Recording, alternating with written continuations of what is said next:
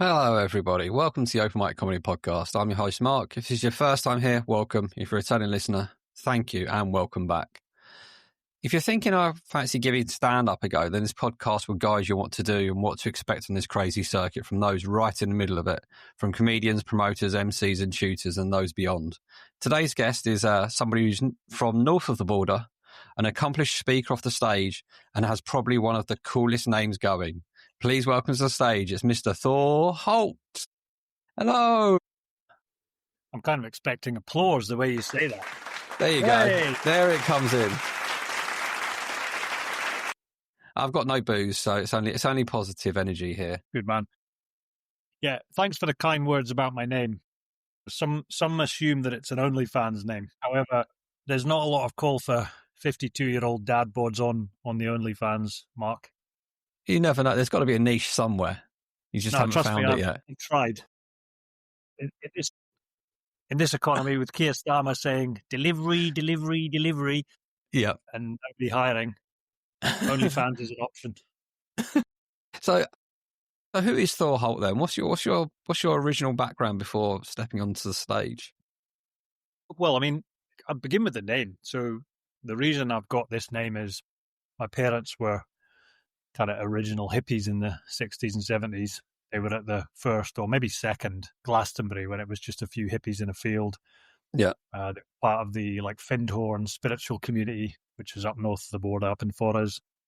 They met dancing on acid with goats in the mountains, according to Dad. But as I pointed out to him, they weren't dancing with your dad, they were running away. So anyway, so they were kind of free love hippies back in the day. And they moved up to Shetland, to a little island off the west coast, and their little baby Thor was born. And they looked down at this little baby covered in afterbirth, I guess, and went, let's call him Thor, which, I don't know, I do sometimes say that they'd obviously done too much acid, and those who say you can't do too much acid, I say, well, if you look at what this baby Thor's got in the old penis lottery, you'll realise that you're tripping if you think you won the Hammer of Thor. But yeah, no, the mum and dad were like original hippies, man. So I was born in 1973. They lived in a little wooden hut on this island, like 12 foot by 10 foot, no power, no running water. They got water from a well when I was a baby. So it's pretty hardcore. I mean, if you've been up to the north of Scotland, you're talking another 180 miles from Aberdeen up to Shetland. Yeah. So it really is right out there in the middle of the ocean. Atlantic on one side, where we were, and North Sea on the other side. So I was brought up there, loads of freedom, little hippie kid running around, had guns, motorbikes, boats as kids. Used to freestyle cliff climb, 80, 100-foot cliffs, no gear, no equipment, no safety equipment. Just ironically, eye patch and the retinal surgery is a result of a climbing accident, but in a fully controlled environment at the Edinburgh Climbing Centre. I was climbing with my daughter and my niece, and I was on one of those auto belay systems, and the auto belay strapping, the webbing. I got to the top, jumped off victorious. I like to think I was. The girls might have beaten me. I've blocked that bit out. It's traumatic. Anyway, webbing smacked me in the eye and caused a vitreous detachment, and then that has led to this retinal detachment, which has led to the surgery. So my freestyle childhood came back to bite me. And Thor is not quite as able as 10-year-old Thor. So yeah, that's the background. That's how I ended up with the kind of slightly crazy name. Mum and dad, as I say, hippies from England originally, and they thought it would help me fit in Shetland to give me a Viking name, because there's a lot of Viking heritage in Shetland. Shetland still has a Viking Fire Festival every winter, and a lot of Scandinavian influence. And it actually, technically, could be argued that it still belongs to a Scandinavian Viking kingdom from the old days, because it was given away in a dowry in, I don't know when, can't remember the history properly, but it was never properly signed back over. So theoretically, it doesn't really belong to the UK, but let's not worry about that. No. Because you've had all our oil now, so you can't, there's no point in giving us back. Yeah. So with that kind of upbringing stuff, and you've moved, you're quite in the corporate world, aren't you? You're a LinkedIn specialist. Oof, steady. Whoa. I have to push back on that. No, I've been outed as a LinkedIn wanker at the Monkey Barrel Comedy Club in Edinburgh. Does that count? No, because Okay, so I do use LinkedIn, and if anyone listening would like to connect, that's probably the best platform to connect with me. And I've encouraged other comedians, including good pros, to be more active on there because, as I always point out, LinkedIn's full of mainly working people who can definitely afford tickets. Whereas if you're on X or Instagram, there's a lot of bot activity on X, a lot of people that can't afford tickets. So I'm a big fan of LinkedIn. I think it's mainly genuine people, mainly genuine conversations and debate, people that can really afford tickets, people that really might want to come and support open mic comedy and indeed professional comedy.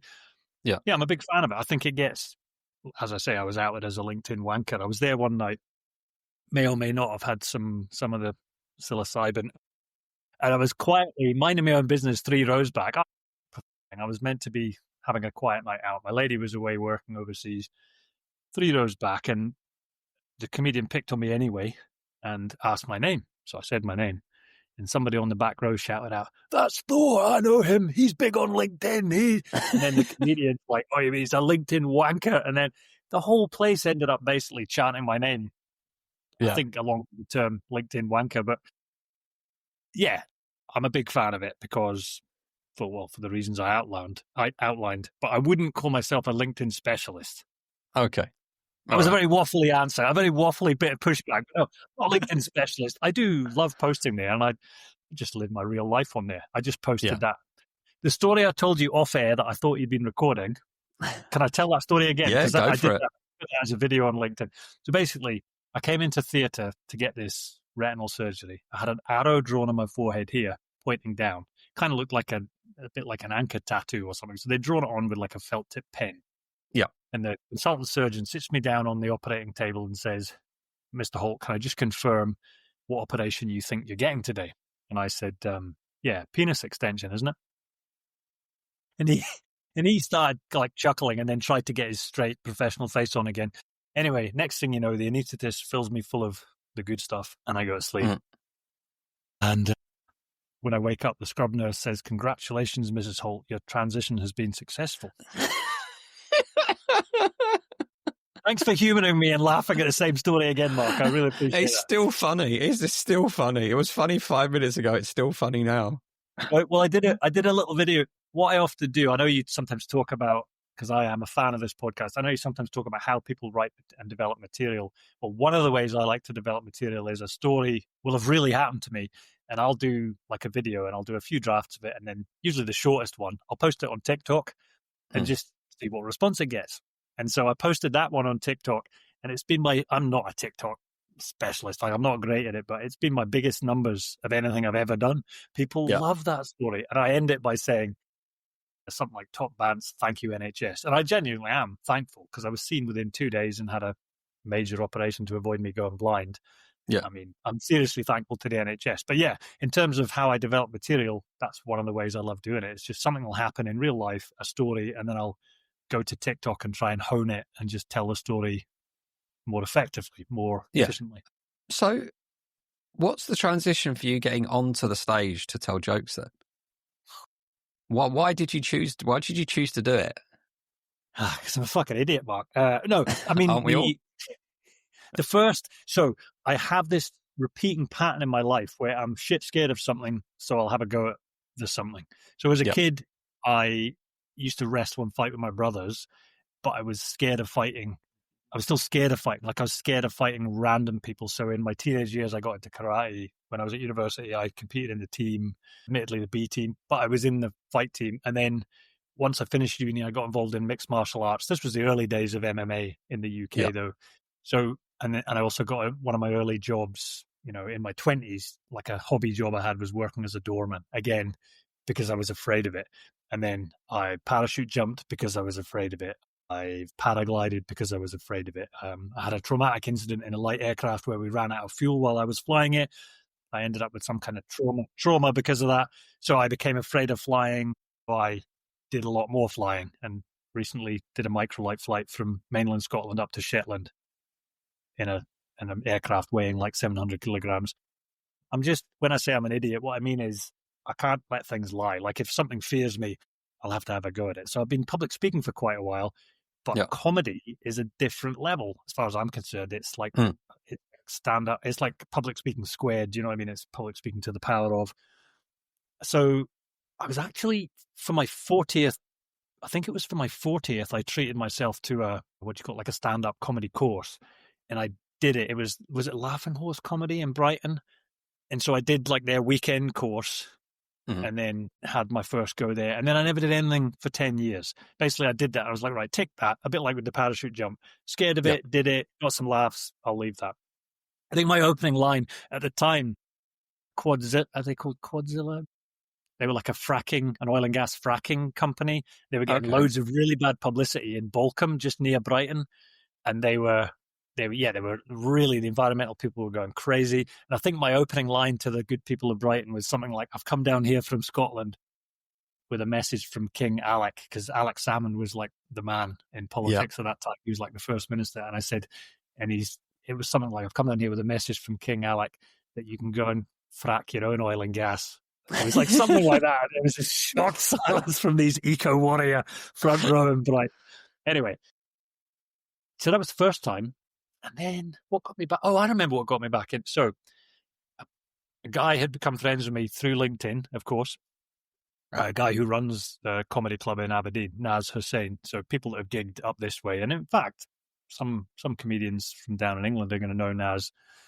Naz and I had become pals. Remind me to tell you the story of the first time we met, because it's got a good laugh on it. Yeah. He and I had become pals, and he basically called me out on LinkedIn. He must have been looking for some new fodder, and he said, he basically challenged me. I can't remember how it came about. I'd probably commented cheekily under one of his posts. I can't remember. And he said, well, why don't you come and try it yourself? And so I went and did a gig for him. Do you want to hear how we met? Because there is something that he'd reached out to me on LinkedIn and just said, I've heard your name and we've never connected. Like, let's connect. Let's have a coffee. And I said, I'll do better than that. I'll buy you lunch. Come out to my favorite restaurant. So it's this lovely wee restaurant called the Milton out in the countryside. Yeah. So he comes out there, and just, you'd probably get it from his name, but he's like he's like a brown dude. He's of Muslim heritage, right? Quite obviously, like that kind of handsome looking character. So the two of us are sat there, and the waitresses in there all know me because it was like my regular for years. So we're having this lovely meal, and we get towards the end of the meal, and I says, Naz, in a minute, one of these waitresses is going to come over and they're going to ask if we enjoyed the meal. And I says, how's about you ask, was it halal? And then make out. And I says, I'll video it, right? And I says, and make out that you phoned in advance and checked that it was halal. Because I know the management and all the stuff, right? And I says, it'll be a great laugh. And so he instantly rolled with this prank, right? So we performed said prank, and he really leaned into the prank and started getting all het up and saying he'd phoned in advance and all this. And the waitress, like, don't get me wrong, this was not a kid. This waitress was like in her 40s, very experienced. She could handle herself, but she was backpedaling hard because she was like, oh shit, like this is going to be like a real incident here. What a laugh, man. It was brilliant. So afterwards, obviously, she was like, I'm going to kill you, Thor, when she realized what we'd done. And then Naz and I were like, this would be such a good prank to pull off. We could go and do this all over the UK. Anyway, for obvious reasons, we decided against that. But that's how Naz and I first met. So he knew I was game for the laugh. Yeah, he just, as I say, called me out on LinkedIn. And that was, I count that as my first real gig, because it was like 10 years later. It was kind of, it was my first, how can I put it? Like, it wasn't the end of a course. It was an actual 10-minute spot in a comedy club. It was kind of like unaided preparation you actually had to do rather than being guided through it, kind of thing. So with that, it wasn't like a bringer. It wasn't like a bringer, because that comedy course, there was like, I don't know, 7 or 8 people on the course. Maybe 5 of us hacked it to the second day. It was only a weekend course. A few people just bottled it on day 2, didn't even show up. And the folk that did show up, of course, were just friends of the people that were performing. Like, it's not really a gig. Do you know what I mean? Yeah, I get it. So with that first, we'll call it the first proper gig then, what was that like? How did you feel stepping on the stage and thinking, what was the prep like? Did you do any prep? Oh, yeah, no, I did a load of prep, but I felt honestly like death cooled down because this was COVID days and I actually had COVID and I actually was feeling rough as fuck. And I'd actually phoned Naz and said, dude, I'm fucked with the COVID here, dude. I don't think I should be going anywhere. And he was like, brother, you can't let me down. And I said, fuck it, okay, I'll come in then. So I was just not in a good place. Like I was Yeah. really feeling pretty rough. However, I actually think in a weird way that helped because it took away a lot of the nerves because I was just thinking, well, if this does go wrong, like I'm not well, so fuck it, I've Yeah. got a good excuse. I just got up on stage totally relaxed, which is, has been the times since then when it's gone really well there's been a similar attitude of fuck it, basically. Yep. So yeah, I got up on stage, wasn't particularly bricking it, and I had also, there were a lot of people there that were there because they knew I was performing, put it that way. I'm not saying I sold the place out, but it was much busier than it would have been because of the level of connections that I have. Yeah, it went well. It was an amazing evening, and I guess I was already slightly trippy because I'd have been overdosing on paracetamol and whatever else to try and keep myself together. Yeah, it was a good experience, and it led nicely to the second time that I did a gig for Nas when I had my biggest bomb ever. Yeah. So go on then. What was that? Was that the worst moment you ever had on stage? The biggest bomb? Yeah, it probably was. Probably was. So number 2 was probably the worst situation I ever had. I opened with some kind of Boris Johnson joke that went down really well. Now, this was just a totally normal, like Saturday night, a city comedy club. I don't know, 100 people in, like busy club, and proper pro comedians apart from me. And the MC didn't know me from Adam. Yeah. So wasn't giving me any special treatment. And as he shouldn't. I mean, I shouldn't get any special treatment just because I'm new. And so I got up, my first joke landed well, got a big laugh, and then something weird happened. There was a lady in the audience who started speaking to me. And I don't mean a heckle. I just mean she was drunk and was saying stuff. And she actually got in touch with me the next day, yes, on LinkedIn, and apologized. She kind of knew me through LinkedIn, and she actually was there because of me, apparently. I didn't know that at the time. I didn't recognize her. I just had this woman speaking to me. So if it'd been a heckle, like, you're shit or something, I could have dealt with that. But I wasn't experienced enough to realize that I probably should have just dealt with a bit like a heckler and said, look, just shut the fuck up. Instead, I tried to hear what she was saying, and it wasn't really making sense. They were words, but it wasn't usable words. Yeah. I wasn't able to bounce off them. And it really knocked me off, Mark. I just lost where I was. Yeah, my flow was gone. I couldn't remember what my next bit was. The energy in the room just got sucked out of it. And I honestly don't know how long it went on for, with me struggling to try and remember things and kind of coming out of my bits, but not in a funny way, just coming out of them just completely lost. The MC guy kind of let me go long enough for me to absolutely hang myself. And then he came on and said something. What did he say? Something like, the great thing about stand-up comedy is that anyone can give it a go. But the worst thing about stand-up comedy is that any cunt can give it a go. Well, something like that. He got a big laugh and re-injected what he needed to do. Basically, he re-injected the laughter into the room, did exactly what he needed to do. But yeah, I did feel shit there because I'd say that was my worst ever. Number 2 was my worst ever gig. Yeah. That's quite interesting because there's a lot of people I've spoken to who've always said their second gig was been their worst one. And it's the same for me. My second gig was my worst. And was it? What happened? I just look back at it and kind of go, is this a common theme? Is this something where you do the first gig and you think your mind goes, I'm super confident, I'm great. But then as soon as something out of left field happens, you're not used to that and you've immediately been thrown off. And that's the first experience you have of not being able to handle that situation. And then that's where you go, that was the worst one ever, kind of thing. Yeah. But it's always a tough one, that, because I honestly thought about after that second gig, like, that was it, no more, can't do it, and just didn't think I was up to it. I don't know if you had any of those kind of thoughts or anything, or if it was just like, nope, ploughing on. I'm not sure.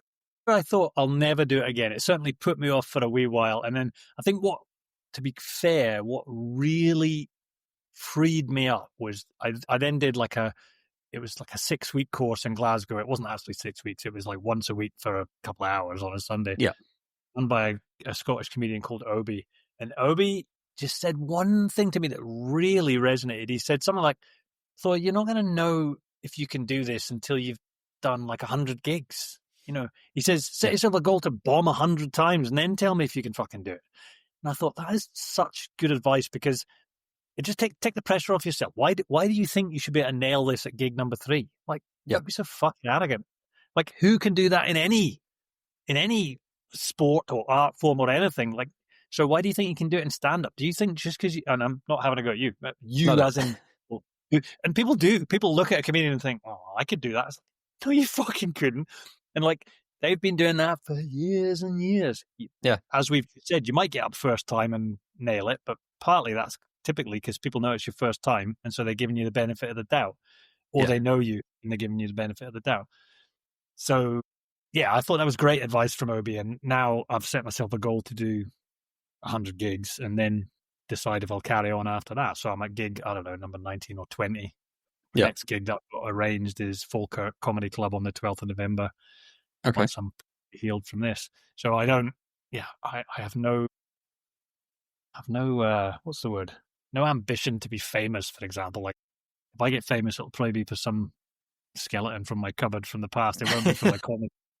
And that's okay. Like, I'd thank somebody for the money, but I wouldn't thank somebody for the fame side of it. I wouldn't do that. And I wouldn't want to be playing arenas, because for me, I don't enjoy music or comedy once the venue size is over a couple of hundred. Like, that's just not my bag. I love small room events. That's my thing, where you can really connect with people, in my experience.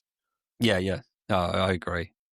So that was your worst moment. What's your best moment been? The one that you look back on and go, I want to live that again and again and again and again. I think there's been quite a few great moments, but a recent one was my first.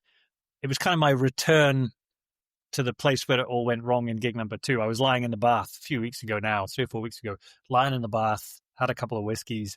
I was going to go and see Billy Kirkwood, who's one of my favourite Scottish comedians. He's a chaotic nutter by his own description. He's great fun. And he's helped me with a couple of jokes and things. He's mentored me a wee bit, and he's been on my pod. And so I was going to see him. Like, he was the headliner, again, at Naz's club, because I was up in Aberdeen at the time. And then Naz messaged me, and he says, hey, brother, I need help. Somebody's sick. Somebody's got like screaming shits, and they literally can't make it, and they're doing a 20 spot. Can you step in? And I was like, I was thinking, well, I've got a type 5. I just thought, this is a great opportunity. I cannot pass this up. I just need to go in. It was literally a couple of hours before the show. Yeah.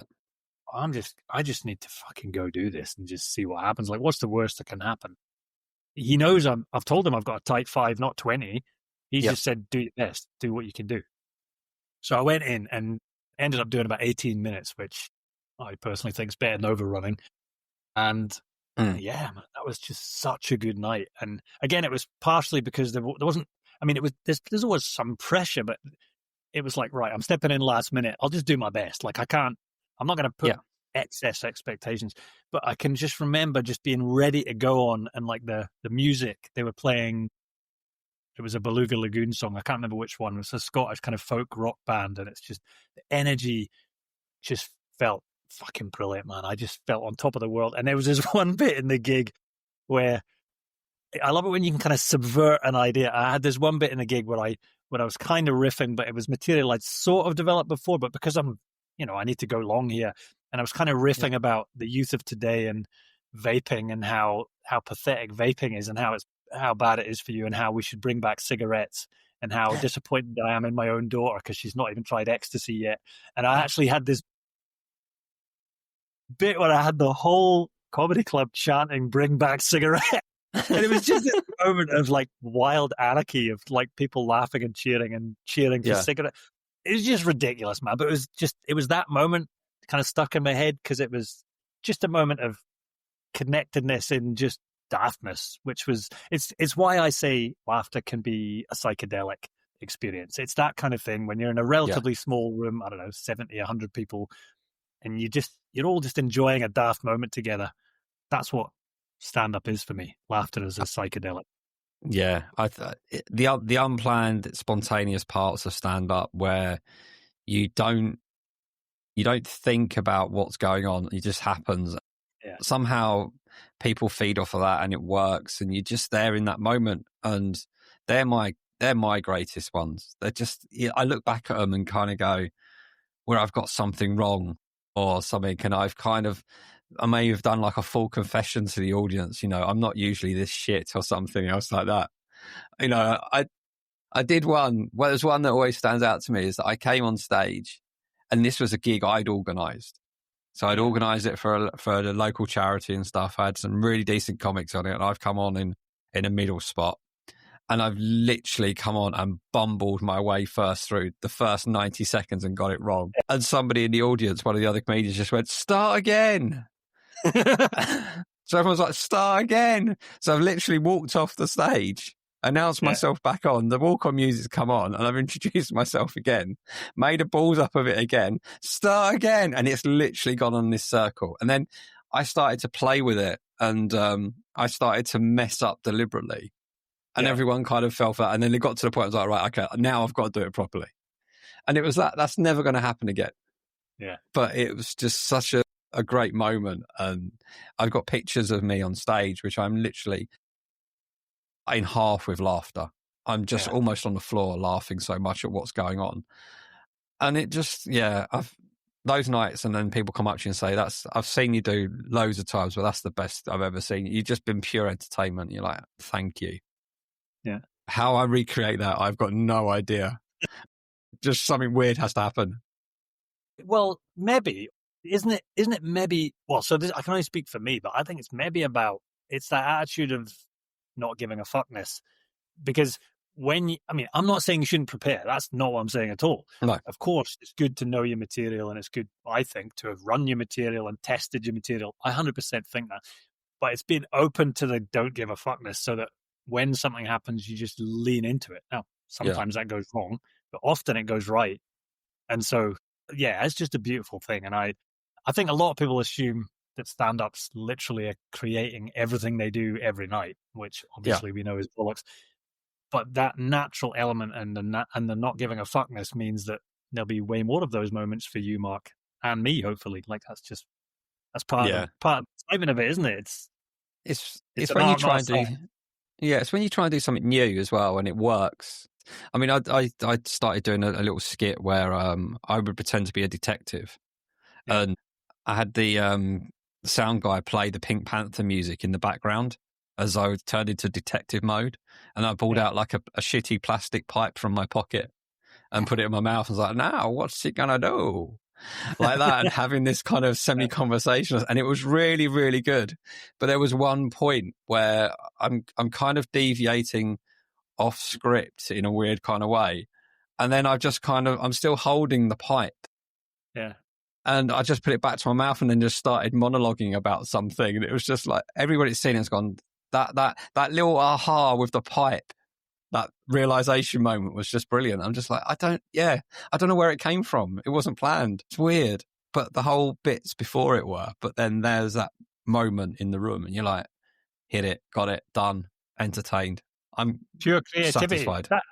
That is creativity. Like creativity just happens iteratively though, typically. Like you're doing one thing and then another thing and then another thing builds on it if you just let it go. Whereas I think often we wait for creativity to like strike us like the proverbial lightning bolt. Yeah. But often it happens off the back of something you've already learned and tried, or a process you've already run through before. And then, if you relax into it, and you're away. What about, what is the circuit like up there in the north of Scotland then? Because, I mean, London is just flooded. You can get a gig any night of the week. There's so much going on. And I imagine up in Scotland, it's probably not as affluent and prevalent with gigs and stuff, but... I wouldn't pretend to be the expert on it. Like, I've only done a couple of gigs in Glasgow, for example. I've done a few more in Edinburgh. I've done, probably numbers-wise, most in Aberdeen so far. Yeah. And I'll be doing this one in Falkirk soon. So I think, I know Glasgow and Edinburgh are better served, but you still don't have that many nights. It's not like you could do something every night of the week, that's for sure. And like the Monkey Battles, first Monday and third Monday, I think it is, of the month, that's a really good night. It tends to be well attended by, genuine audience as well as people that have come with their friends. So because the club's got a great reputation. Then you've got Red Row at the stand. I can't remember the names in Glasgow. But if you, I'd say at the moment, you would get on in Edinburgh, but you might have, every time I've been, I think I've done it 3 or 4 times now, but every time I haven't been on till after 10:30 at night because it's a bucket pool. So every 5 minutes you're thinking, is it me? Which is quite draining. I mean, because you literally every 5 minutes for 40 comedians. If you're one of the later ones, and like I say, I've been one of the last ones every single time. What are the odds? But that's the way it goes. So that's pretty brutal. But yeah, you do get on at least. The way they just run until they run out of people. So you might finish at midnight. It's brutal. If you've been sat there since 8 o'clock and you're on at 12, and then there's like 20 people left, and you've seen 120 people leave, and that is rough. But that's the game, isn't it? But in terms of like Aberdeen, you'll definitely get on as a comedian, but you almost certainly got more comedians than you have audience. Yeah, on a lot of the open mic nights. So yeah, swings and roundabouts. Aberdeen is where culture goes to die these days, sadly. No, that's harsh. That's harsh. It's where open mic comedy's going to die. So I was interested in this actually, because you've spoken about like doing nearly 20 minutes. Okay, it was kind of a last minute off the cuff kind of thing. Mm-hmm. But what kind of, are you in the 5s, or are you graduating beyond the 5s now already? Well, no, by 5, I've got, fuck knows, man, I'll have hours of material. I'm always writing material. So I'll give you an example of a joke. It's a harsh one. Hopefully you won't have to edit it out, but it works. It's a roughie. I talk about a lot of my stuff's relationship stuff, but I am a pacifist, right? So I pepper in occasional anti-war jokes, basically. So there's this one joke where I say, so I got divorced, so got on Tinder, but my dating app game is so bad that my direct messages have got more ghosts than a hospital in Gaza. So that's the initial joke, right? And usually it gets a gasp, then a laugh, and people realize I'm not punching down on people in Gaza. It's an anti-war joke. But that's got a whole load of things that I build on. So then, depending on the reaction to that, then I'll go, what have we got? A US military night out, or have we got a IDF night out? Or I can go in different directions with it. Or I go, shut up. Because if you're getting like lots of, I go, shut up. I ran that joke by my Muslim pal, and he said, it's a fucking killer. So that gets a laugh. And then I go, no, of course I don't have a Muslim pal. I just made him up to give me Islamophobic joke top cover for later. So then I get another laugh. And then often my Muslim pal, Yazin, who really is a Muslim pal, he supports a lot of my comedy stuff. If he's there, which he often is, then I'll bring him into the bit. He was there that night in Aberdeen, so I was able to do a whole load of extra stuff with that. And the woman sat next to us had assumed that we were boyfriend and boyfriend. So like, I was able to work that in. So like, I just built and built and built all off that one joke. I got 3 minutes off that. And then I finish it with something like, look, you guys might not like that joke, or you might like that joke, but I think that joke's a strong joke. I think that joke's fucking so funny, man, that it's been bringing the house down across Scotland since I wrote it in May 2023. In fact, that joke is so good at bringing houses down that Bibi Netanyahu was on the phone and offered me a job with the IDF. So that as the closer to that bit in the right environment, and I have nailed that one night. It was one of my highlight moments. It was one of those moments where I had this involuntary whoop coming through me because it worked so well. I caught the audience so well, with that whole run of things. And they absolutely loved that IDF closing bit, and they fully got on board with the joke by that point, and it just brought the house down. And like, to me, that's like, I'm making a pacifist anti-war point, but I've got people laughing their asses off. That's me in comedy heaven. Yeah. So most of my stuff's kind of lighthearted, silly, more silly bants relationship stuff, but then I try and build into some harder hitting stuff like that, I guess. Fair to say. Okay. Do you ever, because you don't post that much on Instagram, do you? With regards to comedy? I know I should, and no doubt I will. I'm on the edge of a rebrand. Sorry, I should let you finish your question. No, that was kind of the question. Yeah, I'm intrigued because of this is something that's gone through with a fair number of people. You've got the professional aspect of somebody, and you got a lot of people that do comedy on the side, and they don't like those lines to cross. Yeah. Sometimes they don't want those people in the professional capacity to see them do jokes on stage because they'll see the clip and they won't understand the context of it, and they may take it out of context, etc. And then the professional side of it is affected. Yeah. Yeah, I can completely understand that in a lot of people's situations. And I guess I should be more concerned about that. But to be honest, you talk about my corporate side, and this is why I pushed back a bit on the LinkedIn thing earlier, just in terms of I don't really think I'm not corporate anymore. I have been, like, if we'd been having this conversation in 2012, different situation, because I was dealing with some companies that were like 45,000 strong companies with big C-suite projects and things. But now I've kind of tried to steer away from that, and most of my clients would be more likely to be like founders of SME, much smaller companies. Not only that, I work with all kinds of people. Don't get me wrong, but I really wouldn't class myself as corporate, and I am because of the divorce that I mentioned, and like a whole load of other things involving financial massive changes in my life, not being able to afford as good a lawyer as my ex, things like that. I put it this way, mate. I've got a boat, and I'm thinking I'll call it "Wife Got the House." Yeah. Okay, that fair kind of enough. No. Anyway, my point is, I'm just on the edge of thinking I'm going to rebrand and just change the focus of the kind of work I do. So I'm an executive coach, and typically with a communication focus. So I'm helping people with messaging, presenting, public speaking, landing jobs at interview. That's a big thing for me, and I did a hell of a lot of that during COVID, as you can imagine. I'm doing a hell of a lot now due to delivery from Mr. Keir Starmer, which is not delivering for many people. But anyway, not really political. I mean, the last lot were a shout of twat as well.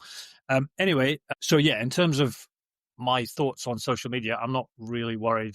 I'll give you an example. I did a video about Scotland, and I did it on TikTok to begin with. As I say, I like to test material. So this was really around Scotland, energy policy, making the comparison between Scotland and Norway in terms of how we were treated energy-wise, economic-wise. And basically the gist of the video was, people can go check it out themselves, it was that the UK and Scotland were being cucked on oil and gas. And I had these two characters, Chad and Torbjorn, and Torbjorn was Norway and Chad was Trump and America. Basically, I made this analogy, and I had this thing where we were being cucked and we got taken upstairs and fucked. It was a three-way shagging from Norway and America. And you need to see the video. But my point is, I posted this video that it did really well on TikTok. I posted it on LinkedIn. And I had a couple of people message me, mates, but LinkedIn police, who sent me a message, Thor, you can't talk about a three-way with your wife on LinkedIn. And I says, well, I did. I'm making a point about energy policy. I'm making a serious point, which is a professional point, but I'm just being real. I'm just being me. And the kind of founder or CEO or whatever person who wants a super corporate buttoned up person, we're not going to get on anyway. So better that they just see my true personality. But yeah, it's a good question about Instagram. I use it. I've diluted my efforts on it because I've got one handle for the podcast, for my Thorapy podcast. I've got one handle for me, and then I've got one for our organic croft up in Shetland, the place where I was born. Mum and Dad still have it. We still operate it as a family. We've run a drug rehab there over the years. We have volunteers come from all over the world to work on it at North House Croft, if anyone wants to follow it. So I think once the rebrand happens, I'll be more active on there, and I'll start posting more of the comedy stuff there. So good challenge, Mark. I think it's just a dilution of effort at the moment, if I'm honest. I've had to focus on LinkedIn because that's where most return comes from. But if I can bring it down to one account on Insta, well, I know when I bring it down to one account, I'll put the effort in because I enjoy it. Don't get me wrong. I do enjoy the interaction with people, the banter with people. Yeah. How do you find it? Is Instagram a major platform for the pod? Oh, it's the main driving force for the podcast. Uh-huh. In terms of the subscribers and stuff like that, they're obviously all dotted over various different platforms. There is a small amount of engagement that happens through Spotify now. They allow comments, for example, and stuff like that, and a few through YouTube. But everything kind of was driven via Instagram because, as well, comedy feels like it's Instagram. That's its main crux. That's where it lives and it breathes, and that's where everybody sees everything. but I don't know what it's like in north of the border, especially south of the border, is the way you get booked for comedy gigs is Facebook, which is really weird in this day and age. Loads of stuff goes through Facebook, but that is the same. Facebook is a dying social media as such in terms of users, I think, because everybody for some reason shifted to Instagram or is moving to whatever other platforms. But it's like Facebook is seen as it's the older generation's social media, if you know what I mean. Yeah, I agree. It's amazing, but it does seem to operate that way here too. I do see a lot of people getting booked through. I haven't used it that way, but I do see that. Is it Scottish Comedy Forum?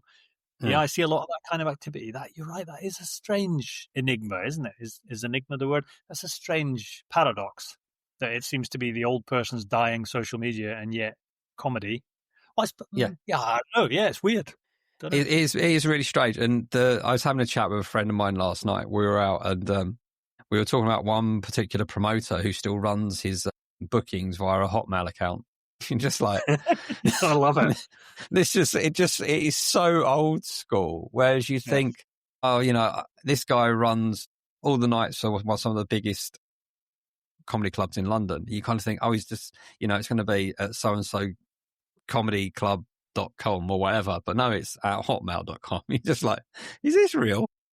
Yeah, but Mark, wait until you hear about my rebrand, because I'm going to be the rebrand's based on a sailing boat. I mean, how old school's that? That's thousands of years old technology. For real. I really do have a sailing boat. She's not actually called Wife Got the House. Yeah. I did see that boat name and thought, that's fucking funny. I'll have that.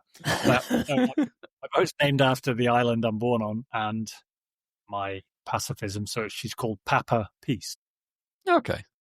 Anyway, so my rebrand's going to see me being real old school. You think Facebook's old school? Wait until you see the tech I'm going to be using. I'm going to send people letters with wax seals on them, mate, to invite them to come on board and have a comedy gig. you think I'm joking? I'm not. Letters. Listen, here's a free marketing hack for everyone listening. Try sending a fucking letter and see what happens. You send a handwritten letter. You see what response you get. You blow people's minds. I'm not even kidding. Send a thank you letter.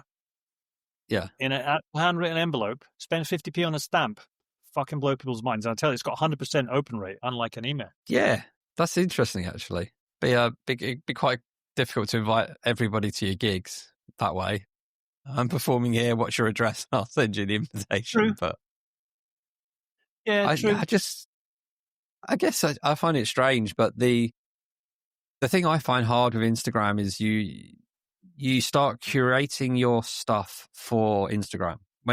I don't know about yourself, but whenever I see somebody who puts up a reel or something, and you think, oh, this might be quite funny, the line says, the comedian destroys heckler or whatever it is, and you go, oh, that'd be quite fun. I've never seen that one before.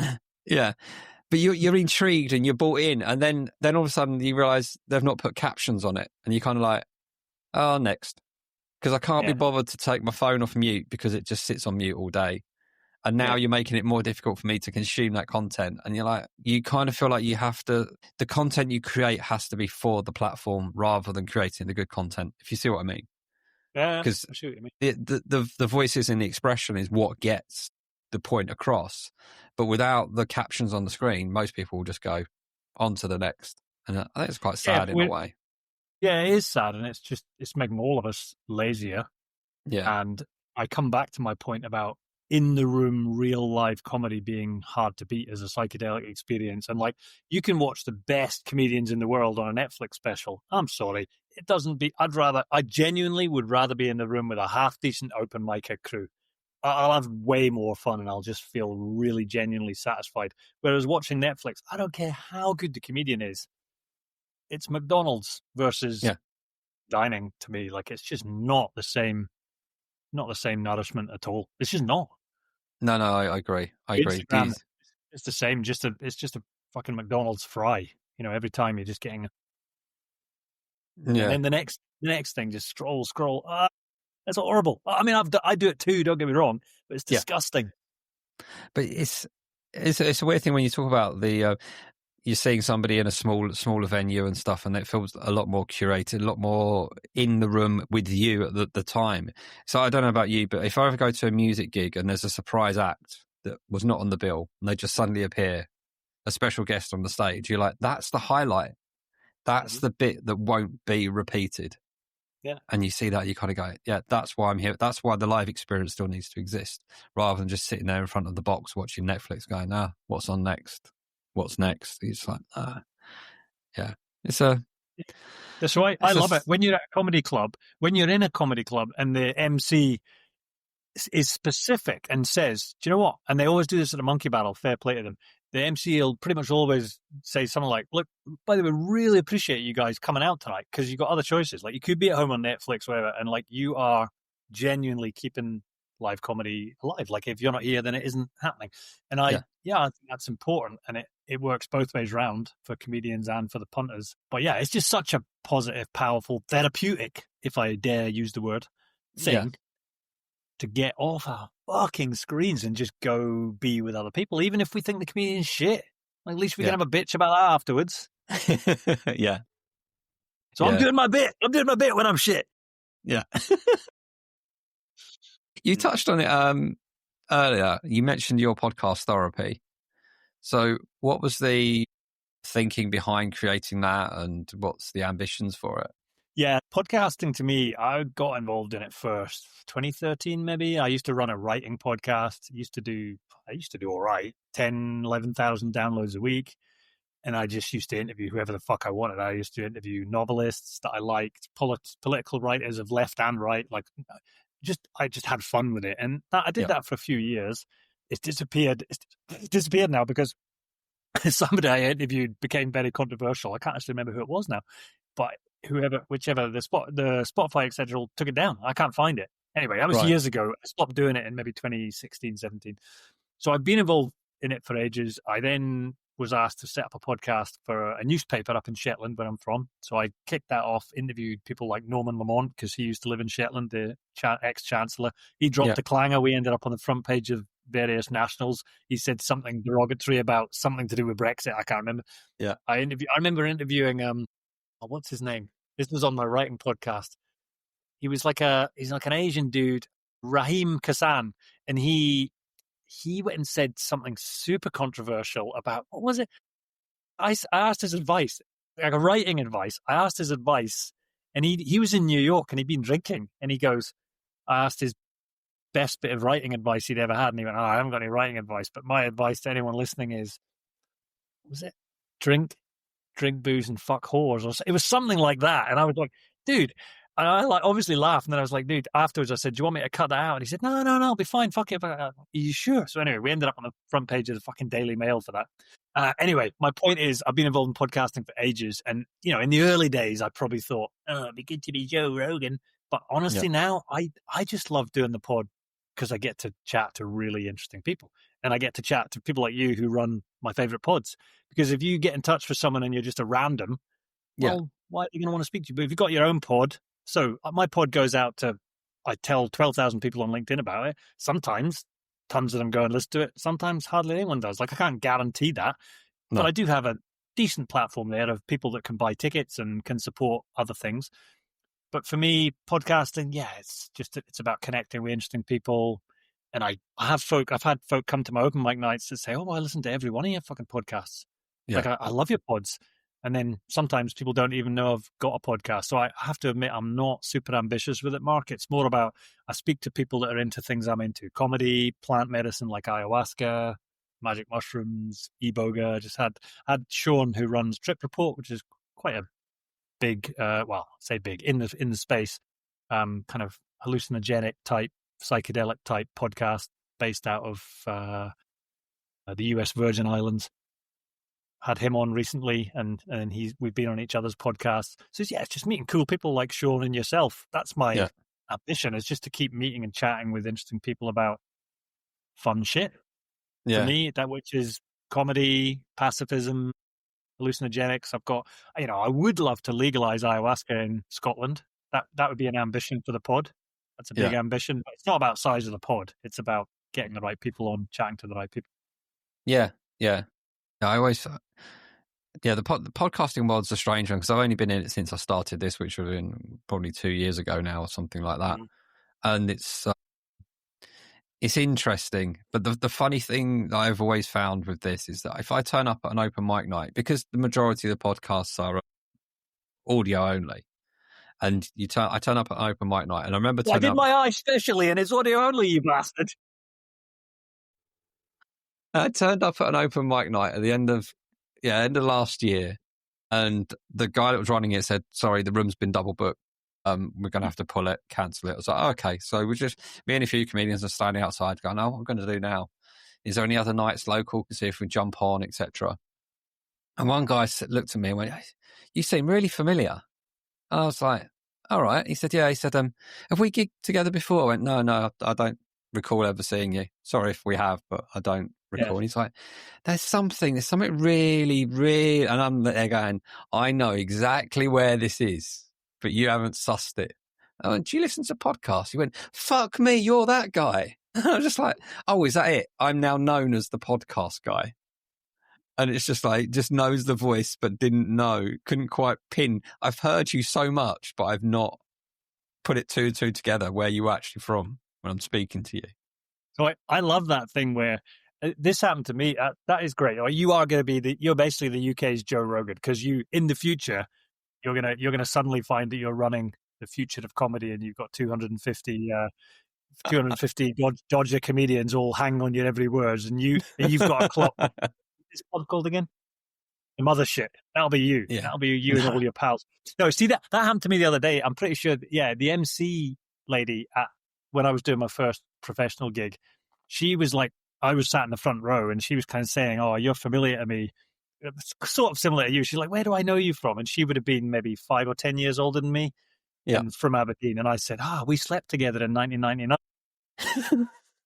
So you can have that, Mark. So next time it happens to you, just say, "Oh, dude, I think we slept together in Brighton in 2004." She goes, her response on stage was, "No, we never. I'd remember if I'd fucked you with that beard." And I was like, but I don't know, I had this beard in 1999. So it could have been me. Anyway. But yeah, I think the podcasting world's just a really interesting space. Because I only created this because nothing like this existed. Mm-hmm. There was nothing for amateur comedians to come on and talk about their journey, what they're doing, and for other people to learn. Because whenever I'm trying to do something new, the first thing I do is I look for podcasts or YouTube for how to do things. And I was thinking that'd be really good to have a podcast learning about comedy and stuff, but from an amateur level, not from a James Acaster type level. Yeah. And nothing existed. So I thought, fuck it, let's try and create something. And then this has somehow been born and stuck around for a bit. So, well, it's great. It's a genuinely interesting listen. I enjoy it. I mean, I obviously listen. Well, I say obviously. I shouldn't say obviously. I do also listen to some of the big name podcasts, but this is one of my favorite podcasts. Like when I see you've got a new episode up. So you are doing something unique, is my point. Like a lot of I was taking the mick a bit there with Rogan and his 250 guys, or whatever. Like a lot of them, probably all of them have got podcasts, but most of them I just can't be asked with because I don't find them funny. I tend to prefer the kind of Irish, Scottish, English comedians. I'll be honest, I just think they're funnier people. Like, so when they're podding, I know the Americans have the big names, but honestly, they're not as funny.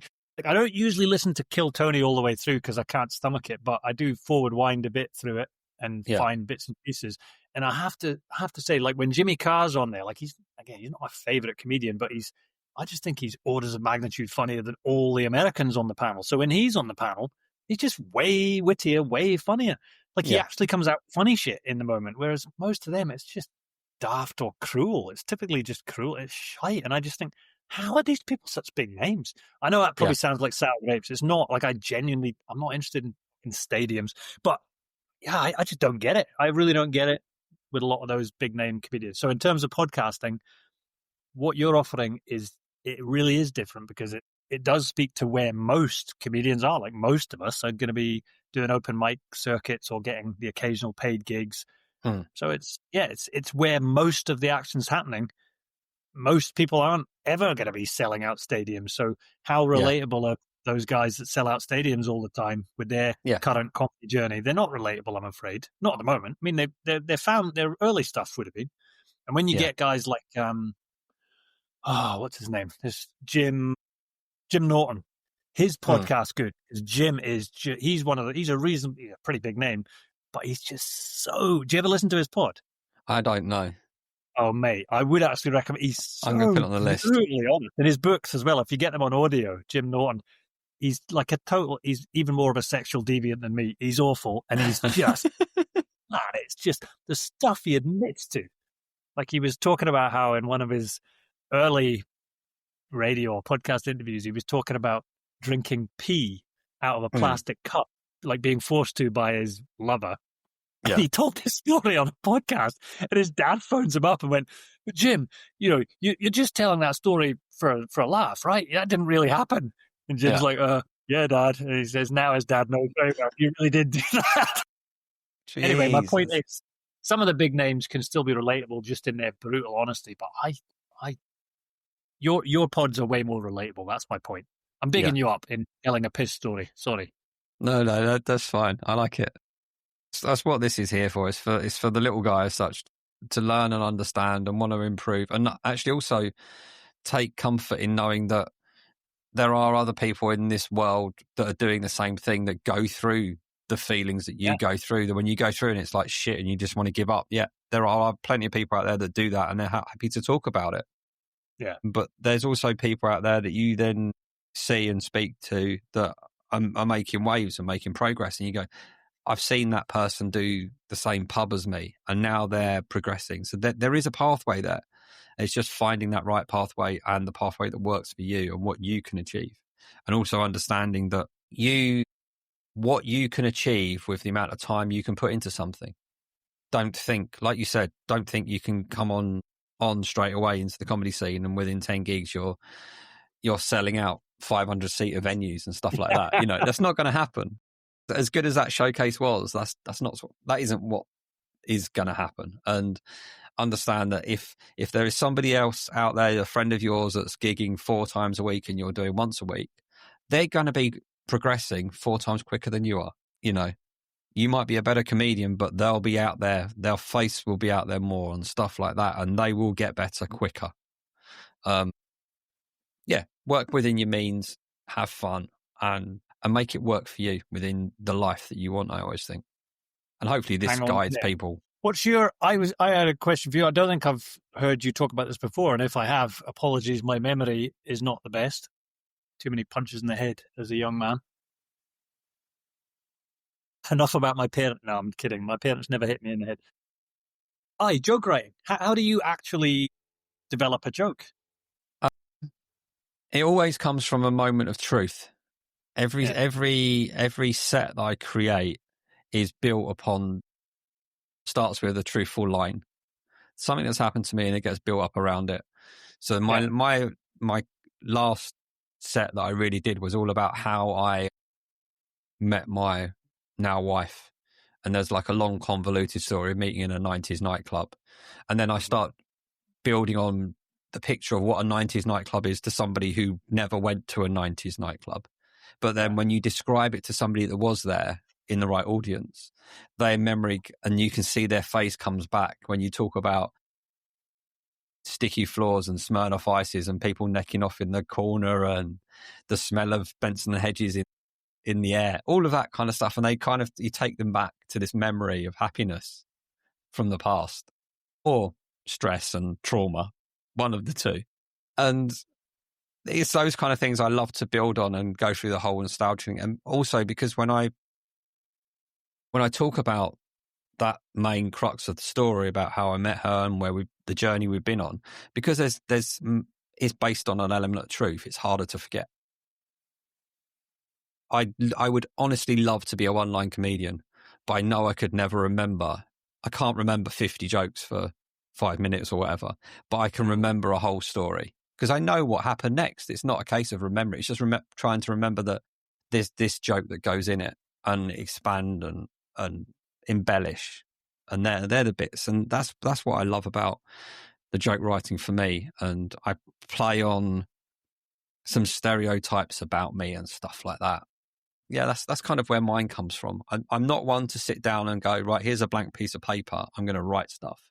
It's something will happen, something will crop in my head, take a note, and I'll come back to it later and go, right, what can we do with that? Yeah, I like the idea of truth and of a story. So I've got a whole load of stories, and I've used some of them in comedy, but I've tried to just cut them right down, because some of these stories, you know.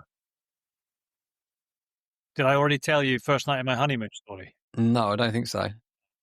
So first night of my honeymoon, had a couple of glasses of wine, but wasn't drunk. Made love like a stallion, obviously, hence why I'm now divorced. No, I had a couple of glasses of wine, whatever, fell asleep. Next thing I know, someone's broken into our room, massive guy. And I used to do MMA, like I said, so I'm trying to fight with this guy. I'm trying to get him choked out and dragged out of the room. He's like way bigger than me, though. I'm 6 foot. He's just massive, like a good 3 or 4 inches taller than me, great big broad guy. And he's shouting, and I'm trying to get him choked. And I'm like waking up because he's just broken into our room at 3, 4 in the morning. It's dark.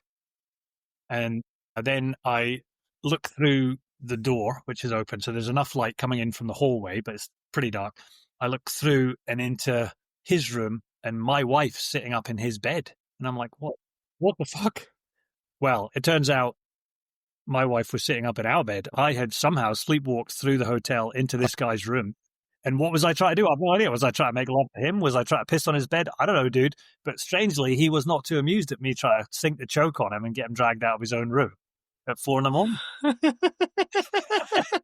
There's an example of a story that I've tried telling in different ways. It's got much longer versions. Like, for example, my wife was like, should we just leave the hotel in the morning? I said, no, let's go for breakfast. I want to see if the guy's all right. Like, I hope he was all right. Like, he might still be lying there. Like, did somebody go find this poor guy? Did he have a heart attack? So, that's actually an entirely true story. There's nothing made up there. That's edited right down. I've taken a load of details out that I used to think were really important, like the fact that there was this little snib lock on the door that was like a bathroom lock. And I'd asked the guy who showed us into the hotel, how the fuck does this work? Like, this is weird. And he said, oh, it's just like a bathroom lock. So had that anchored something in my brain about that being the bathroom door? And then when so anyway, there were all these extraneous details that were true but didn't matter to the story. So every time I tell that story now with a comedy focus, I try and cut it down. Don't get me wrong, it got laughs when I first told it 20 years ago when it had just happened. But now, you just try and tell it way quicker. I've got another one where Christmas night out, 2004, went out for this Christmas night out, lost my keys in the club, drunk, obviously. So I went back to the flat, and what are you going to do? Kick the door in, obviously, because it's winter, it's snowing, it's Scotland, it's Aberdeen, right? Yeah. Got naked and hopped into bed. But weirdly, the naked couple that were already in the bed, not too amused. Turned out I didn't even live in Aberdeen. I'd moved to London 8 months previously. I was just in Aberdeen for mate. Now, again, that's the short version of that story, because so many other things happened in that story. But that is true. That 100%. That did happen.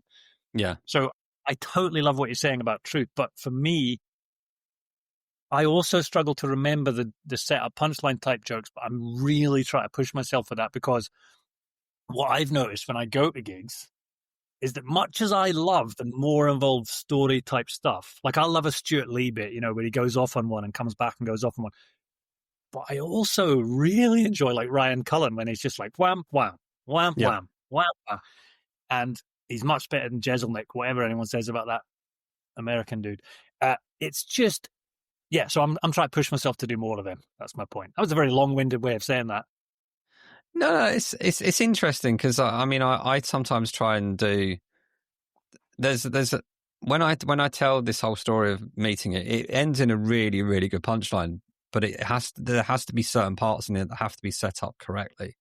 Otherwise, the emphasis at the end just kind of gets lost, because I kind of start saying that I've got like Jewish heritage, but I'm not really Jewish, but technically I am. And that just like leads this little thing in somebody's brain, and it's just there and it's not doing anything. And then we go through this whole story, and when it comes to a point of me meeting my girlfriend, then my wife's father for the first time, and I'm an 18-year-old kid, and he sits me down and he brings out this box and puts it on this coffee table. Yeah. And he's real sprawled Glaswegian voice, whereas the missus isn't. She's English, so he's come down and he's opened this box and he's like saying, you know, there's things that you need to know about this family. You never hurt my daughter, etc., etc. He's like giving me this real pep talk, and he's scaring the living shit out of me.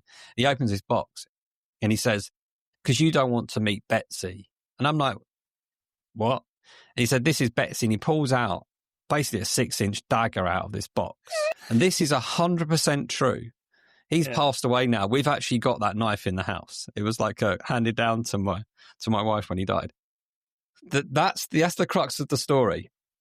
And it's like, right, how can it has the shock factor, but it doesn't have the funny factor. So what happens next? And I'm trying to work this out. And I was with a group of other people talking it through, like just talking the story through. And then I just went, and then I turned around to him and said, "Thank you for that warning. Just to let you know, you're 18 years too late. A rabbi got there first." Yeah. And whenever I've told that last line, the room just, to me, it feels like the room just dies in laughter. The room is just really full of laughter. And it's being able to make sure, but I have to make sure that the Jewish bit gets put in there just so it's there in the back of the mind. Yeah. And it doesn't if without the first bit, the last bit doesn't have as much of an impact. So that's how those kind of things go. It's from one line or one thing that happened and I build around it, and I try to bring as much truth in as possible. So I love that. I do genuinely love the punchline. What I'm wondering is, and I have started, I don't actually time it, but I am really interested when I hear, especially some of the bigger name comedians, I think I listen to see how many laughs they're getting per minute. Yeah. And I have been pretty shocked with some of them. So Dave Chappelle's been the one that shocked me the most. I couldn't actually watch his whole special. I'll be honest. It was just fucking tedious. Sorry. Just what? Yeah. That's not a political statement. It was just fucking boring. So I don't know what to tell you, but if somebody can do comedy for 3-4 minutes and get that few laughs in the first few minutes, I was sat on my own. I thought if my girlfriend was here, I'd actually be embarrassed for him. I would have turned it off earlier. And so it's not a personal attack on him. To me, if you've got a minute, like respect a minute, surely you need multiple laughs in a minute. You're a professional comedian, and he's obviously a top level, very well paid professional comedian. And these are his people too. They're his special. Like they love him, so he's going to get even more laughs from them. It's like me and you at our first gig when everybody loves us. So I mean, what's happened to some? And he's just the first example that popped in my head. There's plenty of others. There was a female comedian I was listening to the other day when I was coming back from the hospital.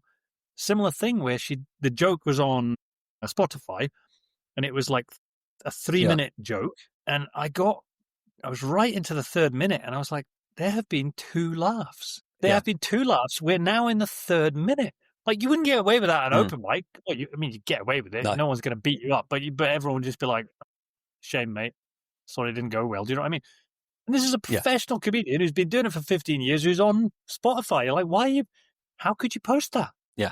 So anyway, I waffle on just to make the point, like how respecting our audience, you speak about truth and stories, yes, but how long do we go before we get a punchline? You've got to make sure that those laughs come along the way, because they keep everybody engaged. You know, it's when you're describing certain things, you need to do them in such a way that will make it funny for somebody to laugh. And you just need to get that 1 or 2 people laughing to then get the rest of the room kind of following suit with it and going, "Oh yeah, I remember those kind of days," or "Yeah, my other half's always said those words to me and it's always meant nothing," etc. And you get that relatable thing, and it's that, the smile, the laughter. But sometimes when you see something that takes like a real 5 minutes leading up to one punch, you're like, get on with it. Well, that's hold on. I would just say, come on, we have to call that a different art form. Like that might well be storytelling, which is cool. I love stories, but is that still stand up when you got one laugh in 5 minutes? Like, come on. That laugh at the end has got to be well worth it. You've literally got to have a lot of pee and shit on the seats due to the level of laughter before I'm letting you go 5 minutes. Come on. Fuck that. That's all right. That's all right. I'd want a refund. No, I'm not sorry about piss and shit. I'm saying sorry, but that's not good enough. Yeah. No, I know what you mean. And a little fun, and I say fun topic, it's still fun. Everything's been fun, but walk-on songs. If you listen to this, you know I'm a huge advocate of the walk-on song for comedians, especially at open mic level. I think it brings a certain amount of energy and it takes away that, what's the word I'm looking for? That silence when somebody grabs the microphone after the clapping stop and then they start into their thing. I hate that. Even if it's only like 2 seconds of it, the fumbling of grabbing the mic and the quietness and then, hello. It's like, oh, the energy's just fucking fallen. Yeah. So I don't know what it's like up in Scotland. Do you get the opportunity on many nights to go, right, can you just bring me onto this music, or is it a case of you just introduce and that's it? I can't remember that. I mean, it's probably happened in that Aberdeen professional club I mentioned. I probably have had walk-on music a couple of times, but I didn't get to choose it. And the music that was playing that night when I had my first paid gig recently, that was Beluga Lagoon. And I do love Beluga Lagoon. I actually emailed you back this morning saying my walk-on music would be Feral Road by Beluga Lagoon. Feral, okay. Feral, and then Road, Feral Road. So if people listen to that, and they'll maybe see what I mean. Yeah. But it's kind of upbeat, Scottish, folky. That's what I would want to walk on to if I did have the choice. Yeah. One of the Beluga Lagoon songs. There's a whole load of really kind of upbeat things, but it's not. So, I mean, definitely not at open mic nights. I mean, there's always going to be music, but I'm trying to think, I haven't really seen many folk come on to their own music. No, I don't think so. Yeah, I think a lot of, with like open mic nights, there's usually never a sound person, is there? It's usually the MC, the microphone, and the speaker, and the audience, and a comedian, and that's it. Whereas we're lucky if we've got a working microphone up here, mate. England's stolen all our fucking power. We don't have any power most of the time. We're mostly in the dark with candles and a fucking walking stick. What do you call those things? Boomstick. We've got wind turbines. We have to send all the power down to you lot because I don't know, seem to need more lights and baths or something. I don't know what's going on. No, I have no idea either. Do you say, like, I don't know if I've asked you, what do you do in the rest of your life? Is it a secret? No, it's no secret. I'm very much in the corporate world. If you was to look at what I do socially and look at what I do professionally, I would probably fall into one of the most hated categories in the world, is that I enjoy cycling. So half the road, most of the road users hate me if I'm ever out. Organ donor. No, you're an organ donor. All of us NHS people love you. Go on. And I work as a computer programmer in the pharmaceutical industry. Computer programmers aren't hated. No, but in the industry I am in, I work for big pharma kind of thing. So with in drug development and stuff, and software development for new drugs coming onto the market. Just say you do programming for aspirin. Nobody's got a problem with that, have they? Hold on, isn't that what's autism now? Fuck. I don't know. But I once did. I got a question for you. Sorry, we can't just pass over AI. Is AI going to take your job? Because I've already got an AI out that's me, Thorapy.ai, and you can find it on ChatGPT. If anyone wants the link, they can just come on my LinkedIn and I'll send them. But it gets great feedback. He's a lot funnier than me, the fucker.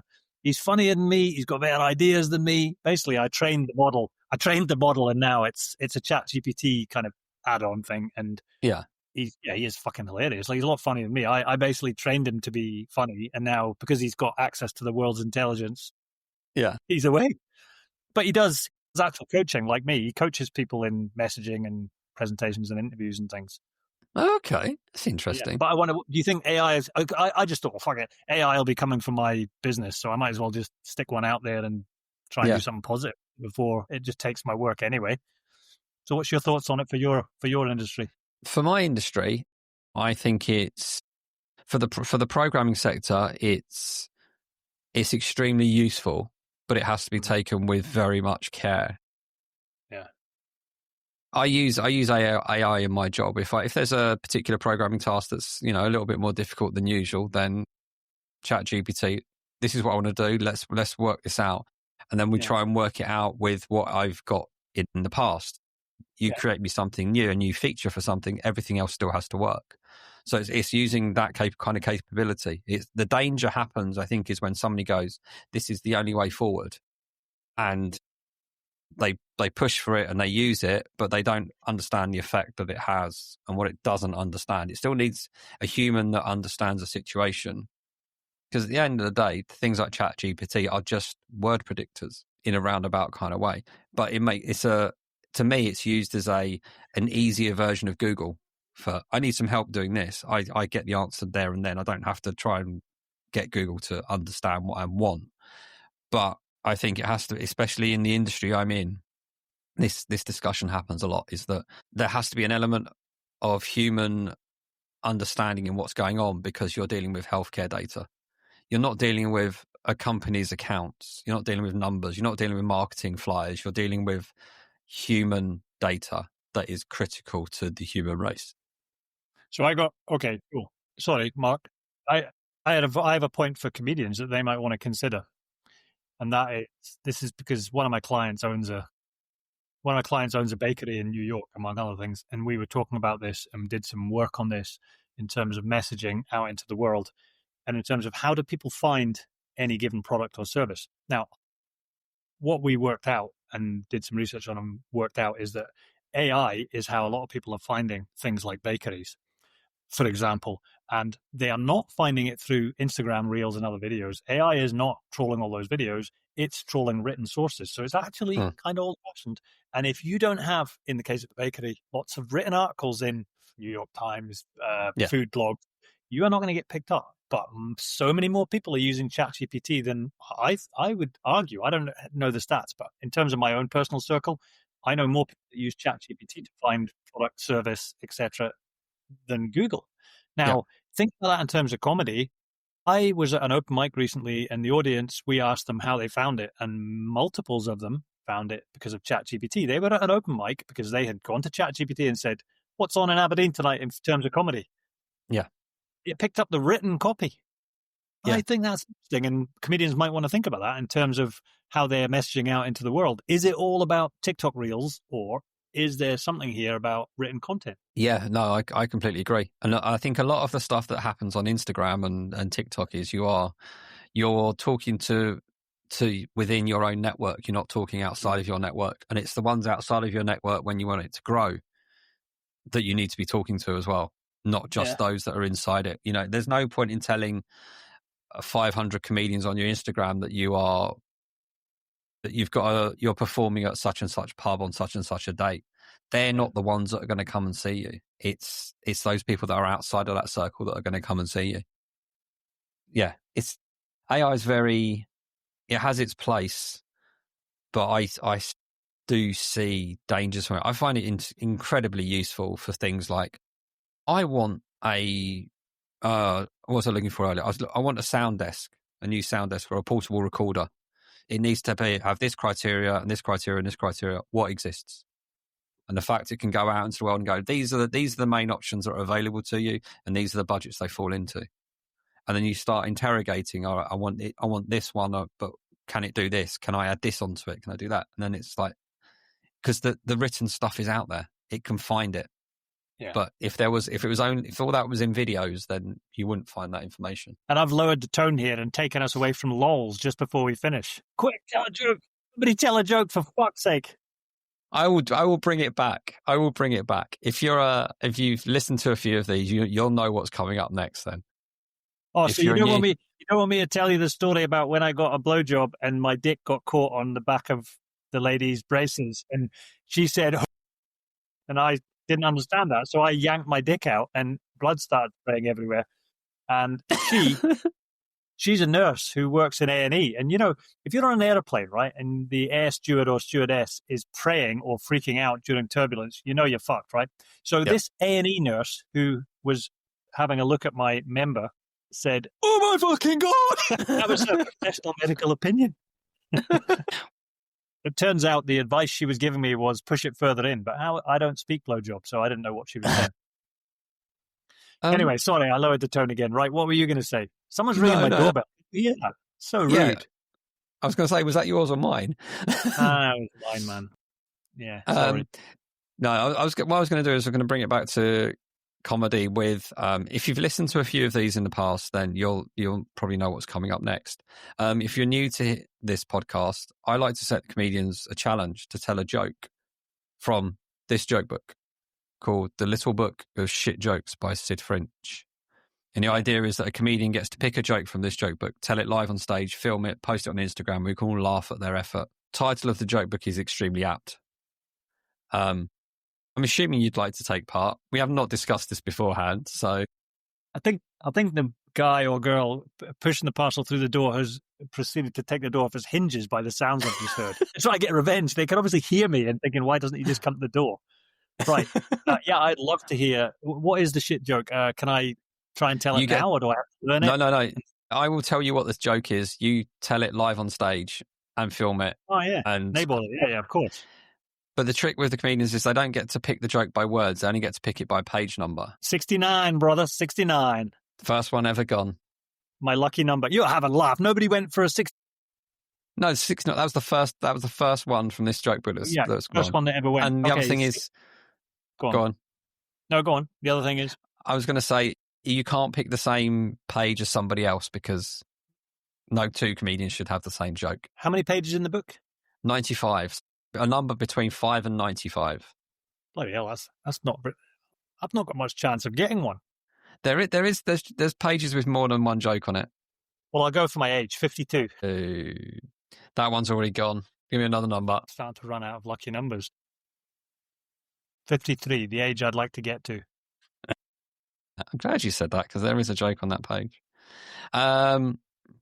Okay, the joke I want you to tell on stage, bear in mind the title of the book is What Goes Down But Doesn't Come Up, a Yo. That's all right, actually. I quite like that. Because by coincidence, I have been trying to bring yo back. I say yo a lot to people.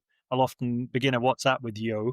Yeah. So I'm actually a big fan of yo as Fonz and the Happy Days and the old days and all that. So I could make that work. And I could add a bit to that. Yeah. Do you need me to write it down? I better write it down. What goes down and doesn't come up? Yep. A yo. What goes down but doesn't come up, or and doesn't come up? You don't have to be precise. You can just, as long as the theme of the joke What goes down but doesn't come back up? ... Yeah. And the answer is a yo. Am I allowed to add other stuff on the end because I've already got ideas? Yes. Yeah. Add whatever you want. Do it however you see fit. What goes down but doesn't come back up? Keep it clean, gentlemen. Yeah, I mean, there are some obvious add-ons. Okay, yeah, that's cool. Yeah, post it on Instagram for us and tag us in it, and we'll share it about, and we can all have a laugh. Do you have a TikTok account? No, just Instagram. I feel like I'm too old for TikTok. Yeah, I don't believe that hype. Fuck that. It's just another platform. I mean, that's like saying someone's too young for Facebook. What, are they not allowed to go on there and find comedy gigs because they're 25? Nah, fuck that. I don't buy your everyday ageism, Mark. Yeah. Lastly, then, what do you want to plug? Give us your socials and stuff, and I'll add all of them into the description of the podcast so people can find you. I've mentioned TikTok already. It'll just be Thor_Holt, I think, but I'll send you it afterwards just to make sure we get it right in terms of if you're putting a link. LinkedIn's the best place to connect with me, and I would genuinely welcome connection with people there. Okay. And when you send me a connect, just say that you heard me on the pod, so I know we've got this in common. So just plug my name into LinkedIn. I don't think there's more than one of us. There might be two of us. It's a common surname in Norway, and the first name isn't that uncommon, so it's possible there are more now, but as far as I know, it's just me, THORHOLT. So LinkedIn's the best place to connect with me. Cool. I guess you can find us on Instagram at Open Mic Comedy Pod. We've got a website, openmiccomedypod.com. Whichever platform you're listening to this on, please give us a like, follow, subscribe, and all that jazz. It helps us get up the charts and get these people heard. And you never know, if if you're a promoter listening to this and you like the sound of Thor, get him on LinkedIn and get him booked for your gigs. And good luck, and fucking hell, you don't want me on your stage, Mrs. or Mr. Promoter. Yeah, dude, Mark, I just want to say, but in case you're going to have some really cool outro that I am going to be bamboozled by, thank you for having me on, man. I was feeling really pretty sulky this morning because of this eye thing. Like, it fucking hurts, and also I can't see out of it. Yeah. So it's a bit depressing. So it has been a really lightsome conversation. I've really enjoyed it, and yeah, appreciate the work that you do. As I meant what I said, this is a great pod, well up there on my Spotify list. It's a must listen every week. So yeah, thanks for what you do. No problem. Thank you very much. And thank you for coming on. It's been a lovely chat. I've really enjoyed it. Cool, man. Take care. And for everyone else, I will speak to you all very, very soon.